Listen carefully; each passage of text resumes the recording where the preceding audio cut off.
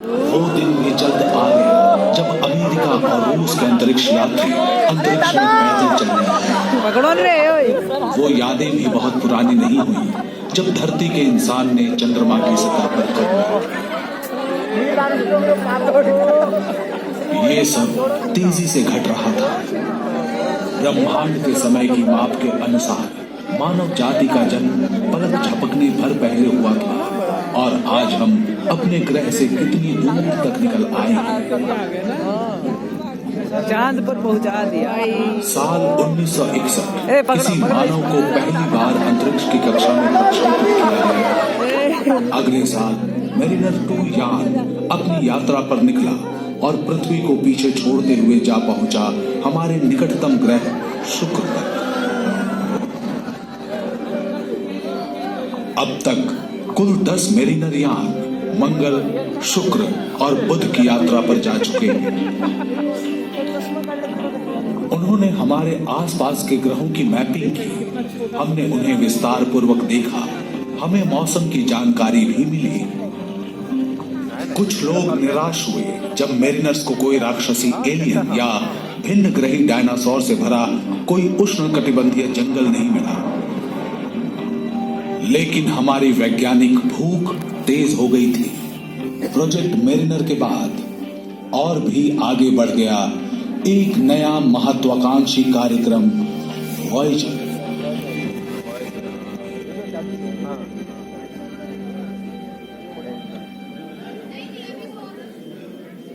Voyager team के वैज्ञानिकों और इंजीनियरों ने हमारे सौर मंडल के बाहरी ग्रहों के रहस्यों को जानने के लिए 2 एक जैसे अंतरिक्ष यान तैयार किए, वॉयेजर 1 और 2।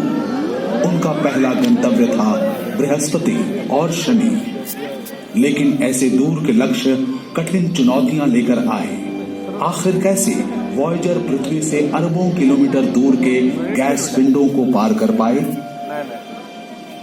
उनका साथ दिया किस्मत ने।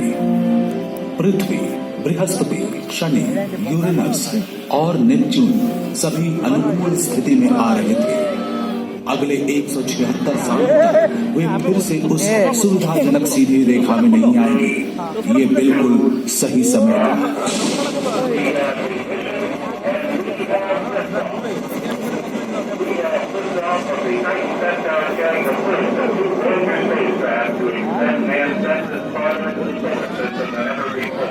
बादल के बीचों बीच आ गए। 20 अगस्त सन 1977 वॉयेजर 2 को अमेरिका के फ्लोरिडा के केप कैनवरल से लॉन्च किया गया। 5 सितंबर को वॉयेजर 1 भी अपने जुड़वां यान के पीछे पीछे इतिहास की सबसे लंबी यात्रा पर निकला। पकड़ लो।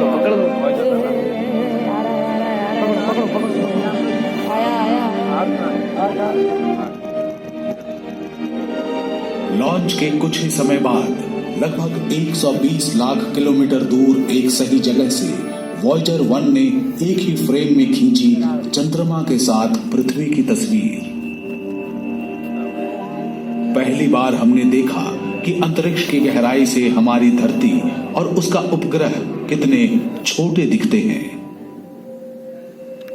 लेकिन मुश्किल वातावरण और लंबी यात्रा के खतरे सामने आ रहे थे। वॉयेजर 2 ने धरती के सिग्नल्स का जवाब देना बंद कर दिया।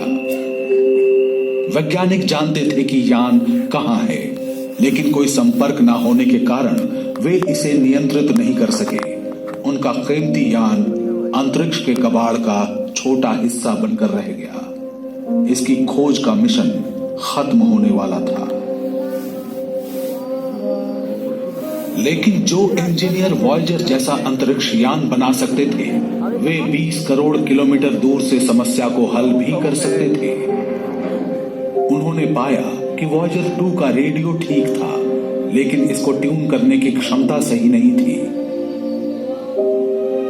नासा की तकनीकी टीम को सही फ्रीक्वेंसी की फिर से गणना करनी पड़ी और वॉयेजर 2 के रिसीवर से मिलान करने के लिए पृथ्वी पर ट्रांसमीटर को फिर से ट्यून करना पड़ा।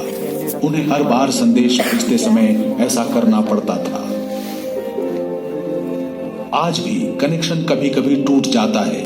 लेकिन वे हमेशा इसे ठीक कर लेते हैं। 5 मार्च 1979 को फ्लोरिडा से उड़ने के 1.5 साल बाद योजना के अनुसार इसकी मुलाकात बृहस्पति के साथ हुई। वॉयेजर 1 ने हमारे सौर मंडल के सबसे बड़े ग्रह के पास से उड़ान भरी। अंतरिक्ष यान के कैमरों ने विशालकाय गैस पिंड की तस्वीरें भेजी, जिसका नाम देवताओं के गुरु के नाम पर रखा गया था। लगभग 2 सदियों तक खगोलविद बृहस्पति के विशाल लाल धब्बे के बारे में सोचकर हैरान होते कि ये है क्या। इतने बड़े ग्रह के चेहरे पर यह सिर्फ एक छोटा दाग लग रहा था, लेकिन वो स्थान पृथ्वी के आकार का 3 गुना था। क्या ये एक विशाल पठार था, भिन्न ग्रहियों की कोई रचना, या उनका संकेत? वॉयेजर 1 और 2 ने पहेली को सुलझाने में मदद की। द ग्रेट रेड स्पॉट एक विशालकाय तूफान है। ये सौर मंडल में अब तक की सबसे बड़ी वायुमंडलीय हलचल है, जो सदियों से हो रही है। वॉयेजर द्वारा बृहस्पति के अवलोकन से कई आश्चर्यजनक तथ्य सामने आए। 1000 किलोमीटर से अधिक लंबी बिजली का कड़कना और ध्रुवों पर ध्रुवीय ज्योति यानी ऑरोरा, बिल्कुल हमारी धरती के जैसा। वॉयेजर की मदद से वैज्ञानिक ये भी देख सकते थे कि बृहस्पति धुंधले छलनों से घिरा हुआ था, जो कि लगता है कि छोटे धूल के कणों से बने हैं। यान के नजदीक जाने पर जोवियन उपग्रहों की भी करीब से तस्वीरें मिली, जो थे यूरोपा, गैनीमेड, कैलिस्टो और आयो। गैनीमेड के